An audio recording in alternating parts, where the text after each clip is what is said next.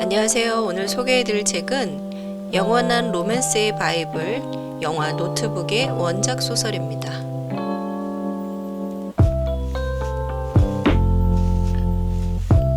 이 책의 이야기는 운명적인 만남과 가슴 아픈 이별, 그리고 다시 만나게 되는 사랑 이야기인데요. 실제로 작가 니콜라스 스파크의 장인 장모의 이야기를 소설로 쓴 거라고 해요.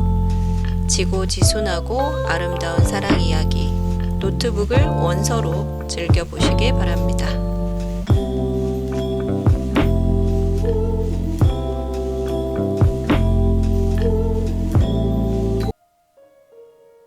Miracles. Who am I? And how, I wonder, will this story end? The sun has come up and I'm sitting by a window that is foggy with the breath of life gone by. I'm a sight this morning, 2 shirts, heavy pants, a scarf wrapped twice around my neck, and tucked into a thick sweater knitted by my daughter 30 birthdays ago. The thermostat in my room is set as high as it will go, and a smaller space heater sits directly behind me.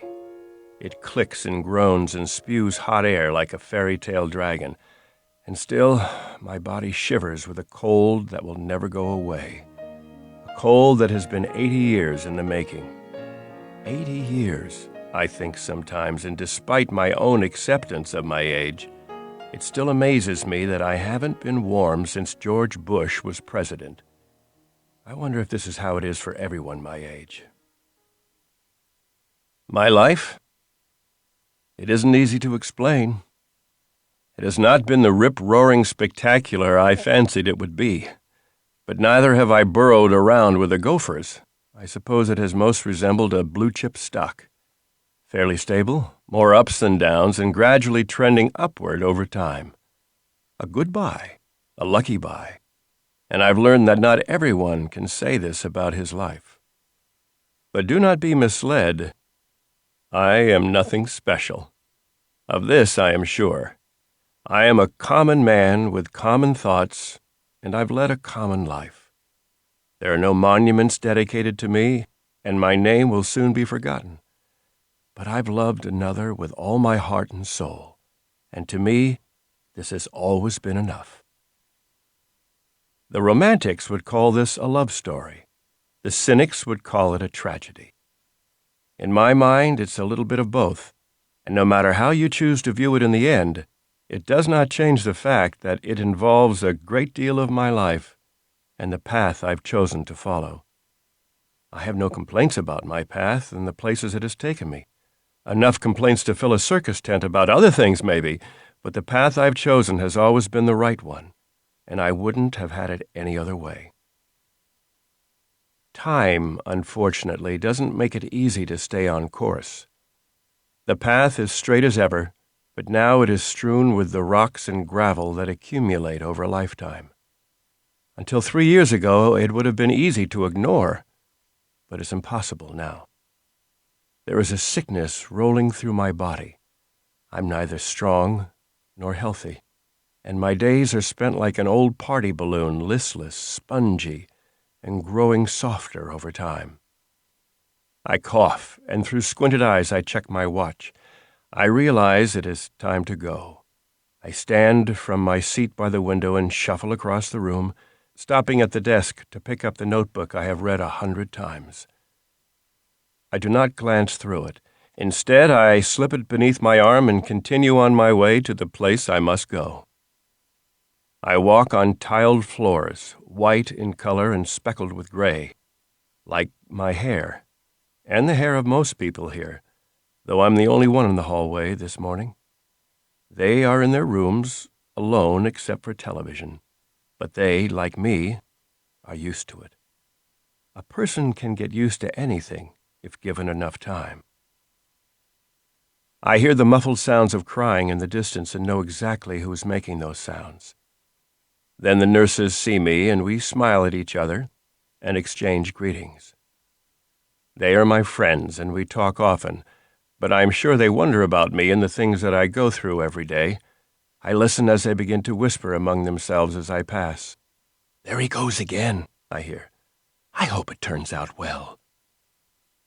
but they say nothing directly to me about it. I'm sure they think it would hurt me to talk about it so early in the morning, and knowing myself as I do, I think they're probably right. A minute later, I reach the room. The door has been propped open for me, as it usually is. There are 2 others in the room, and they too smile at me as I enter. "Good morning," they say with cheery voices, and I take a moment to ask about the kids and the schools and upcoming vacations. We talk above the crying for a minute or so. They do not seem to notice. They have become numb to it. But then again, so have I. Afterward, I sit in the chair that has come to be shaped like me. They are finishing up now, her clothes are on, but still she is crying. It will become quieter after they leave, I know. The excitement of the morning always upsets her, and today is no exception. Finally, the shade is opened and the nurses walk out. Both of them touch me and smile as they walk by. I wonder what this means. I sit just for a second and stare at her, but she doesn't return the look. I understand, for she doesn't know who I am. I'm a stranger to her. Then turning away, I bow my head and pray silently for the strength I know I will need. I have always been a firm believer in God and the power of prayer, though to be honest, my faith is made for a list of questions I definitely want answered after I'm gone. Ready now. On go the glasses. Out of my pocket comes a magnifier. I put it on the table for a moment while I open the notebook. It takes 2 licks on my gnarled finger to get the well-worn cover open to the first page. Then I put the magnifier in place. There is always a moment right before I begin to read the story when my mind churns and I wonder, will it happen today? I don't know, for I never know beforehand, and deep down it really doesn't matter.